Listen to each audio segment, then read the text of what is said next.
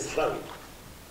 Le boycott massif des élections, 83% de la masse électorale aux élections législatives de 2007, car le jeu politique organisé par le régime est stérile et sans enjeu.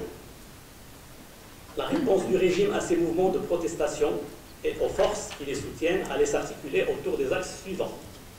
D'abord et essentiellement la répression. Donc tous ces mouvements vont être réprimés, et en particulier le mouvement des diplômés chômeurs, qui sont tabassés pratiquement tous les jours dans plusieurs régions du Maroc, les militants des de droits humains, les islamistes, surtout après 2003, il y a eu quelques bombes qui ont éclaté à Casablanca. Donc là, il y a eu des tortures, des procès et des condamnations iniques, des Sahraouis réclamant le droit à l'autodétermination au Sahara ou l'amélioration de leurs conditions de vie. Des journaux et des journalistes de l'État, indépendants de l'État et critiques de la politique officielle. Incarcération de plusieurs journalistes, interdiction de plusieurs journaux par des voies détournées. Des habitants des bidonvilles et des régions délaissées. Là aussi, il y a eu des arrestations, des condamnations à des peines lourdes et injustes. Quasi-interdiction de l'accès des forces politiques et sociales de la vraie opposition aux médias audiovisuels et à la presse publique. Promulgation de lois liberticides, loi contre le terrorisme, code de la presse et code des libertés publiques. Ensuite, le recours à la question du Sahara, pour tenter de criminaliser la protestation populaire censée affaiblir le front intérieur contre l'ennemi et pour créer une unanimité nationale.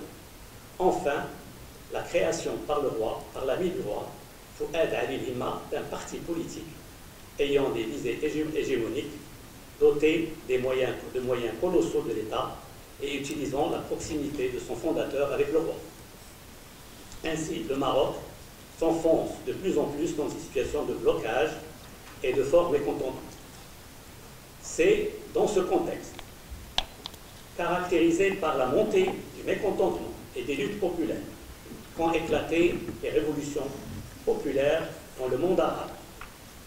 Il est normal, de par la ressemblance entre les situations des peuples de cette région sur le plan social, les liens historiques qui les unissent et la communauté de destin qu'ils ressentent, qu'elles trouvent un fort écho au Maroc. Les jeunes ont pris l'initiative de créer le mouvement du 20 février qui appelle à des sit-ins et des marches dans toutes les régions du Maroc pour revendiquer la dignité, la liberté et la démocratie. Le 13 février, la Voix démocratique a réuni son comité national extraordinaire et a décidé d'apporter son appui au mouvement du 20 février et a appelé à manifester le 20 février. Al-Adl wal-Ihsan a rejoint le mouvement, puis les partis de l'Alliance de la gauche démocratique.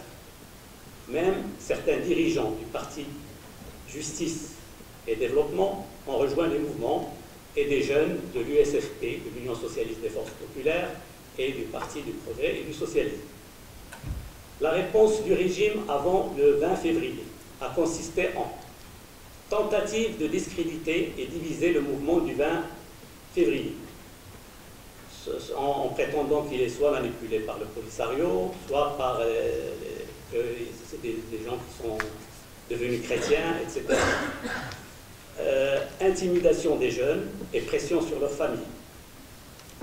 Mais en dépit de cela, les manifestations du 20 février se sont déroulées de façon pacifique. Et c'est le régime qui est responsable des problèmes qu'il y a eu, et il a lâché en fait les casseurs à Tanger, à Husima, à Sofrou. À Sofrou, par exemple, il y a eu une personne qui est morte des suites de coups donnés par ces casseurs, et il y a eu aussi la tentative d'assassinat d'un de nos camarades, qui est encore en difficulté. Après le succès des manifestations du 20 février, qui ont touché plus de 20 villes et villages, ça a été vraiment un mouvement dans tout le Maroc. Le régime a pris quelques initiatives. Au début, des mesures à caractère social. création du Conseil économique et social, subvention à la caisse de compensation pour soutenir le prix des produits alimentaires de base et du carburant, création de 4000 emplois à peu près, un peu plus de 4000. Et aussi, sur le plan des droits de l'homme, en transformant le Conseil consultatif des droits de l'homme en Conseil national des droits de l'homme, ayant un petit peu plus de prérogatives. Dans cette dynamique-là, il y a eu la création du Conseil national de soutien au mouvement du 20 février, regroupant les forces politiques, syndicales, des droits humains et associatifs. Ce n'est pas une alternative au mouvement du 20 février. Ces forces se contentent de suivre les mots d'ordre du mouvement et appellent à la création de comités locaux pour soutenir ce mouvement.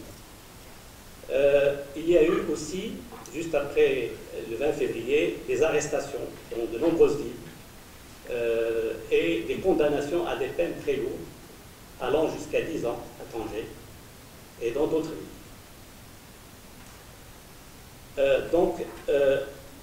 C'est un petit peu ça, comment le régime a essayé de...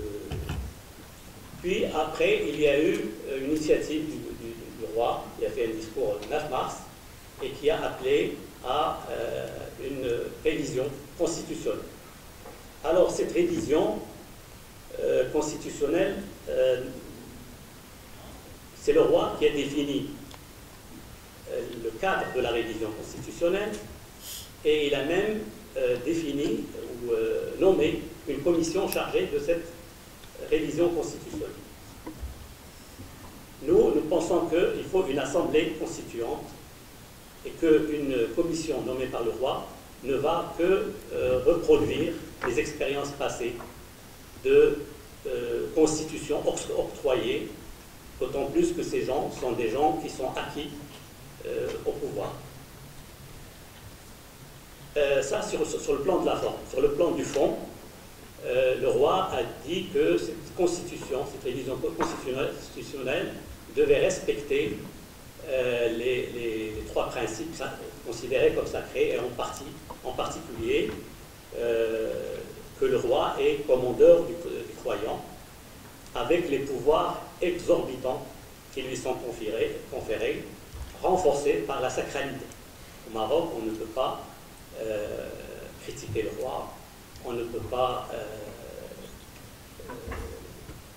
donc ça, à notre avis, c'est en contradiction avec deux principes démocratiques fondamentaux.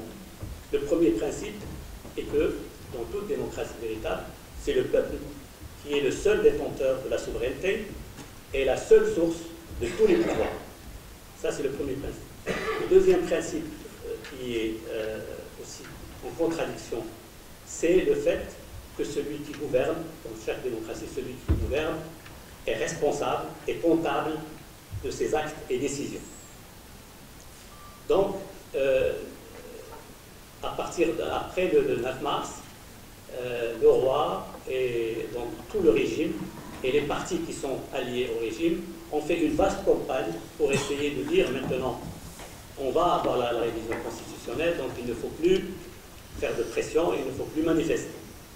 Nous pensons qu'au contraire, il faut continuer le combat pour justement arriver à une démocratie véritable dans notre pays. Et nous pensons qu'il faut un minimum de conditions, d'une part pour créer un climat d'ouverture, de dialogue et de confiance. Il faut libérer les prisonniers politiques et toutes les personnes arrêtées dans le cadre du mouvement du 20 février, et il y en a beaucoup, ouvrir les médias publics à toutes les opinions. Par exemple, nous sommes exclus des médias publics, la voie démocratique, lever l'impunité pour crimes politiques et économiques, mettre fin à l'économie de rente et à la monopolisation de l'économie par la famille royale, annoncer des mesures sociales courageuses, comme l'augmentation des salaires pour faire face au moins à l'érosion du pouvoir d'achat, amélioration des services sociaux publics, enseignement, santé, etc. Alors, au lieu de cela, ce qu'il y a eu, c'est qu'après le 9 mars, comme vous le savez, il y a eu une répression qui s'est abattue, surtout à Casablanca, le 13 mars. Mais il y a eu aussi, on doit vous le dire, l'interdiction envoyée à tous les organisateurs.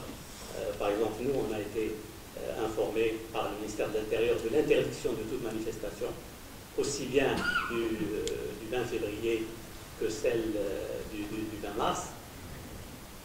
Et il y a eu aussi donc, la poursuite des procès et des peines très lourdes dans plusieurs du Maroc. Tout ça pour essayer d'intimider le mouvement. Mais le mouvement a continué de plus belle en dépit de cette répression. Et les manifestations du 20 mars ont été aussi généralisées dans tout le pays, ont touché toutes les villes, et se sont passées dans le calme parce qu'il n'y a pas eu de provocation de la part des casseurs du régime, et ce qui montre une grande maturité de notre peuple. Mais en même temps, ceci, tout ce que je viens de dire, conduit à se poser des interrogations sur la volonté réformatrice du régime et rend d'autant plus impératif d'intensifier la pression et la mobilisation à l'intérieur du Maroc, et plus nécessaire et pressant le soutien de l'opinion publique et des démocrates à l'étranger et en particulier en Europe. Et là, je me pose la question, est-ce que le statut avancé est vraiment justifié quand on voit toute cette répression et toutes ces manœuvres du régime pour essayer de toujours se maintenir comme un pouvoir absolu et de maintenir le despotisme d'un appareil que nous appelons le Mahzen, d'un appareil répressif omniprésent et omnipuissant au Maroc, qui est la source de beaucoup de malheurs, dont la corruption, la concussion, et le gaspillage et le pillage des ressources de notre pays. Voilà, je vous remercie. J'espère que ce n'est pas été trop long.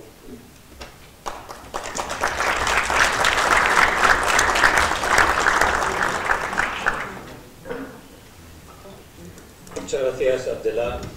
Yo creo que esta intervención es una intervención que por su detalle nos va a ser, sin lugar a dudas, muy útil para el Parlamento Europeo. Es importante que la sociedad civil en el Parlamento Europeo pueda dirigirse, como ha hecho el compañero Abdellah, para dar todo un recorrido de lo que está ocurriendo en estos momentos en el Reino de Marruecos en relación a los derechos humanos. Yo creo que nos ha dado las claves del descontento social, los vínculos de estas claves a otras que se han producido en Túnez, en Egipto, en Libia, en el Bahrein, en otros países, en el Yemen, donde los jóvenes están teniendo un protagonismo muy activo. Y yo creo que para el Parlamento Europeo es muy importante saber que efectivamente cualquier intento de represión, como es el que está planteando en estos momentos el régimen en Marruecos, yo creo que es una represión que debe de merecer una respuesta rápida por parte de la opinión pública europea. Me parece muy importante la sugerencia y lo que ha planteado en el sentido de emplazar a la sociedad de Marruecos a una asamblea constituyente frente a los intentos del rey de intentar ganar tiempo para pequeñas operaciones cosméticas. Yo llegué ayer de Egipto y he podido comprobar que a pesar del referéndum, en donde ha ganado con muy poca participación el sí a unas pequeñas modificaciones de la actual constitución de Egipto, sin embargo es indudable que se está en el camino de iniciar un proceso verdaderamente constituyente en Egipto. Y en ese sentido a mí me parece importante estas coincidencias con Túnez, con Egipto, a la hora de reclamar, devolverle la palabra al pueblo y que el pueblo decida soberanamente qué tipo de carta debe tener, qué tipo de constitución debe tener. Muchas gracias, Abdellah, y a continuación damos la palabra al compañero Ahid El Katabi, de la Asociación de Defensa de los Derechos Humanos de Marruecos. Merci. Merci avant tout aux organisateurs de cette initiative de nous avoir permis de se retrouver aujourd'hui pour tenir cette réunion d'échange quant à la situation des droits humains au Maroc. Un petit mot en premier lieu pour le député européen, que effectivement nous savons que vous êtes assez souvent très critique par rapport à l'absence de réaction de certaines institutions au sein du Parlement. Je pense par exemple à la Commission, je pense également aux représentants des gouvernements, comme quoi ils ne sont pas nécessairement à l'écoute de vos attentes, de vos expressions, de vos résolutions. Néanmoins, sachez que toute initiative, toute réaction, aussi minime soit-elle, elle a un écho bien plus large que l'Union européenne du territoire en tant que tel. Que les peuples de l'au-delà de la rive méditerranéenne, l'exemple même de ce que se passait, montre à tel point, comme quoi on n'est pas tellement loin et que les peuples du Maghreb, tout particulièrement, sont en attente de vos actions, de vos résolutions, de vos positionnements pour acculer les gouvernants de l'Europe à prendre en compte les aspirations des peuples de la région. Pourquoi je disais ça en introduction? Parce que notre association ASDOM, c'est une association qui a été créée en 1984, il y a déjà presque 27 ans, a été créée à Paris par des démocrates et des progressistes marocains pour essayer de briser le mur de silence par rapport à toute la répression qui sévissait au Maroc, qu'on a connu, qu'on a appelé par la suite les années de blanc, les années de régime de Hassan II. Que effectivement ces années de blanc a amené les démocrates marocains à s'organiser pour avoir une voix qui puisse dire qu'il y a des militants, il y a de la communauté marocaine à l'étranger, ne restent pas insensibles à ce qui se passe au sein de leur pays, le Maroc.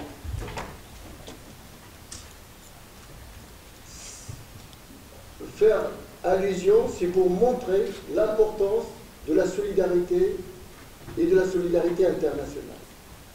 Que le silence complaisant des gouvernements européens par rapport à ce qui se passe au niveau du Maroc n'est pas anodin, puisqu'il y a des intérêts politiques, économiques, qui sont bien liés entre les différentes franges qui gouvernent ici ou là-bas.